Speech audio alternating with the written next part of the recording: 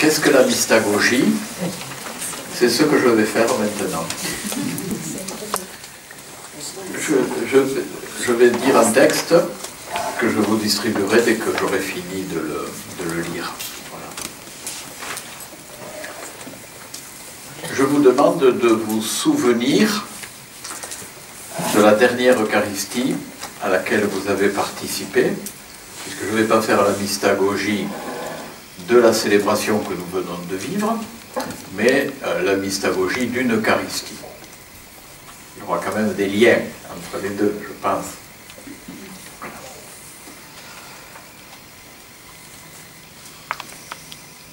Il a fallu t'arracher au quotidien, quitter ton repère pour te rendre à l'église. Tu n'y es pas en pays inconnu, tu y retrouves des relations et des amis. Tu as salué l'un, demandé à l'autre des nouvelles de ses enfants. Tu as repéré autour de toi des visages ouverts et des visages sombres. Toi-même, tu étais là avec tes peines et tes joies, ton histoire. Déjà, sans y penser, tu es entré en communauté.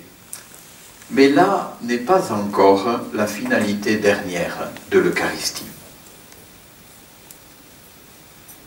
Le prêtre s'est avancé, le brouhaha sympathique a cessé, le chant d'entrée unifie les paroles et les voix dispersées. Tu t'es laissé porter par ces rites qui font entrer en célébration. Ensuite, les lectures de la Bible se sont succédées.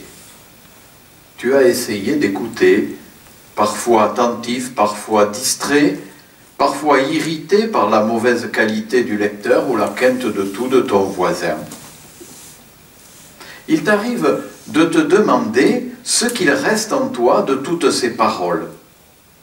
Et pourtant, dimanche après dimanche, année après année, des mots, des phrases de l'Écriture se sont imprégnés et même gravés en toi. S'il t'arrive de participer à des partages d'évangile, cette parole te devient encore plus familière. Mais vient l'homélie. Va-t-il être intéressant aujourd'hui? Va-t-il nous encourager ou nous engueuler? A-t-il pris le temps de préparer ou va-t-il tourner en rond sur ses thèmes favoris? Tiens, cette parole me surprend. Je n'y avais pas pensé.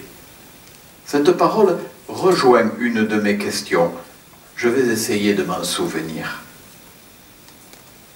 Sans t'en apercevoir, sans savoir ce que vit ton voisin, sans t'en apercevoir, tu es devenu peuple rassemblé par la parole, peuple qui écoute la voix du Seigneur. En vous tous a percé une soif, soif de parole qui fait vivre, de parole qui assure et rassure, soif de parole qui encourage et envoie, de parole qui console et qui bouscule.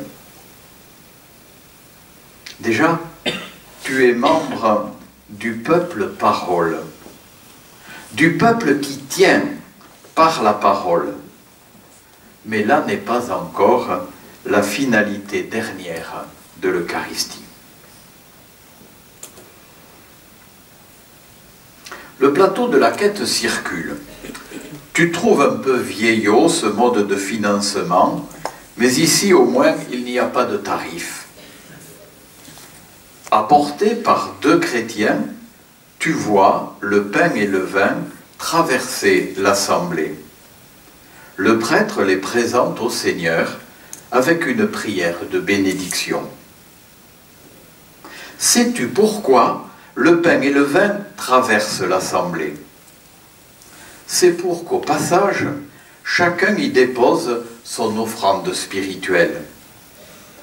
À ce pain et ce vin, tu peux associer le lever du soleil que tu as contemplé, les amandiers en fleurs, la pluie bienfaisante, mais aussi l'examen réussi par ton fils, le voisin qui a trouvé du travail, la cousine hospitalisée. Tu peux y déposer tes réussites, tes joies, mais aussi tes peines et tes peurs. Finalement, c'est ta propre vie et la vie des humains. C'est toi-même et toute l'assemblée. C'est l'humanité et le cosmos où elle habite qui sont mis sur l'autel avec cette nourriture et cette boisson, fruit de la terre et du travail des hommes. Sais-tu que le prêtre qui est à l'autel aujourd'hui a entendu cette phrase le jour de son ordination? Recevez l'offrande du peuple saint pour la présenter à Dieu.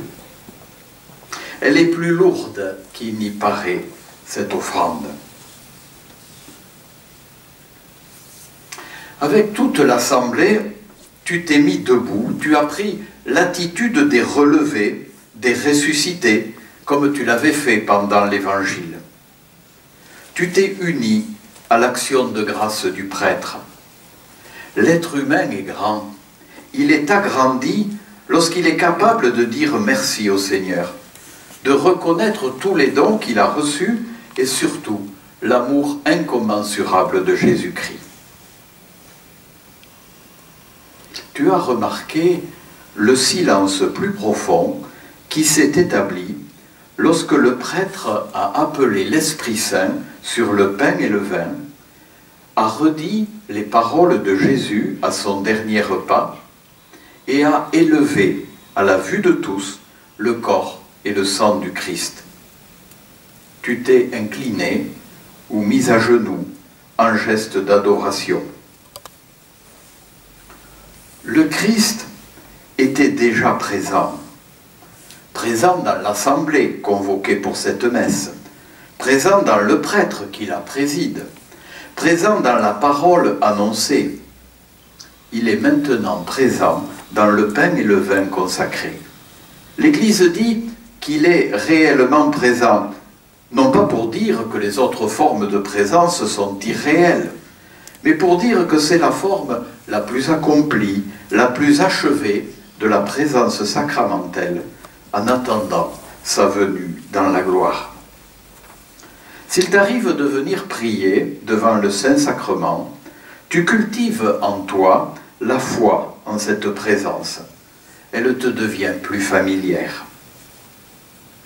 Le Christ, mort et ressuscité, demeure invisible à tes yeux, mais il s'offre à toi et à tes frères avec toute la vérité et la force de sa présence.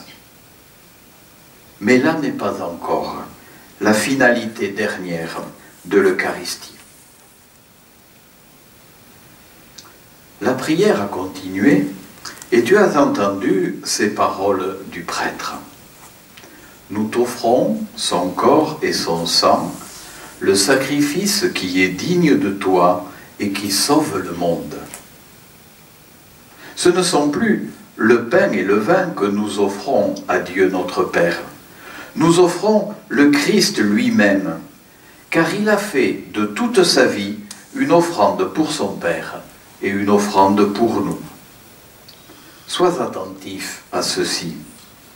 Le pain et le vin sur l'autel étaient déjà porteurs de ta vie et de la vie du monde.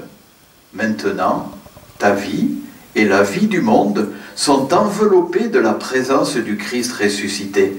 Ils deviennent une offrande très agréable au Père. N'aie pas d'hésitation, ni de doute, ni de crainte.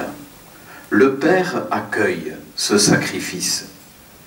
Car nos vies cabossées deviennent belles quand elles sont regardées par le Christ, accueillies et soignées par sa miséricorde. Te voilà donc offert au Père avec le Fils. Mais là n'est pas encore la finalité dernière de l'Eucharistie. Souviens-toi maintenant des paroles dites par le prêtre.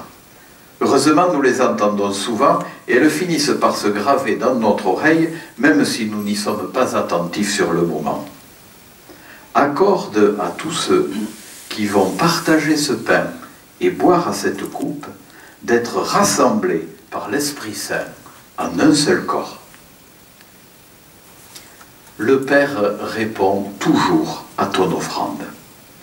Il y répond en t'envoyant l'Esprit, son souffle de vie, et en te donnant en nourriture le corps et le sang du Christ. Toute relation est faite de donner et de recevoir. Ainsi, notre relation au Père. Tu vois, Dieu n'est pas inaccessible. Le ciel est ouvert. Tu n'es pas seul. Tu t'es approché avec tous les autres, tu as tendu la main. Celui ou celle qui donnait la communion t'a dit non pas le corps de Jésus, mais le corps du Christ, son nom de ressuscité, car c'est le ressuscité que tu reçois. Tu as dit Amen et tu as mangé le pain, peut-être aussi bu à la coupe. Revenu à ta place, dans une prière silencieuse, tu as rendu grâce. Nous ne cessons pas de recevoir, de rendre grâce et de donner. Nous sommes vivants. Peut-être as-tu pensé que le corps du Christ devenait ta propre chair. Tu as raison, mais il faut que tu dises aussi l'inverse. Ma propre chair devient le corps du Christ. Ce n'est plus moi qui vis, dit saint Paul, c'est le Christ qui vit en moi. Cependant, tu n'es pas corps du Christ à toi tout seul, mais dans et par l'Assemblée. Si un jour tu es chargé de déposer au tabernacle le pain consacré qui reste après la communion, fais-le avec beaucoup de respect. Mais que ton regard, après la communion, ne soit pas fixé sur le tabernacle, car le tabernacle, il est maintenant dans la nef de l'Église. C'est l'assemblée convoquée qui est maintenant devenue temple de l'Esprit, corps du Christ, présence réelle du ressuscité. Chacun, et toi aussi, étant membre de ce corps. Que tu en aies conscience ou non, tu es maintenant, avec tes frères et sœurs, le peuple qui appartient à Dieu, le corps du Christ présent dans le monde. Mais là n'est pas encore la finalité dernière de l'Eucharistie. Rappelle-toi, à partir de ce moment, la célébration a été très courte. Aussitôt constitué, le corps du Christ a été rompu, comme le pain avant la communion. Le corps du Christ est rassemblé pour être dispersé, envoyé. Après avoir rappelé une fois encore la bénédiction de Dieu, le prêtre t'a envoyé vers ta famille, tes amis, tes connaissances, tes relations. Tu es maintenant messager, envoyé, apôtre, pour donner ce que tu as reçu. Mais là n'est pas encore la finalité dernière de l'Eucharistie. Revenu dans ta vie quotidienne, tu essaies, chaque jour, de vivre en cohérence avec ce que tu as reçu à la célébration. Tu sais bien que tu es faible, fragile, pécheur, mais tu n'en doutes pas, tu es aussi animé par l'Esprit, habité par le Seigneur qui demeure en toi. C'est pourquoi je te demande de le croire sans hésitation. À travers tes paroles, la voix de Jésus parvient à se faire entendre. À travers tes actes, tes attitudes, l'amour du Christ parvient à rejoindre tes frères. Voilà la finalité dernière de l'Eucharistie.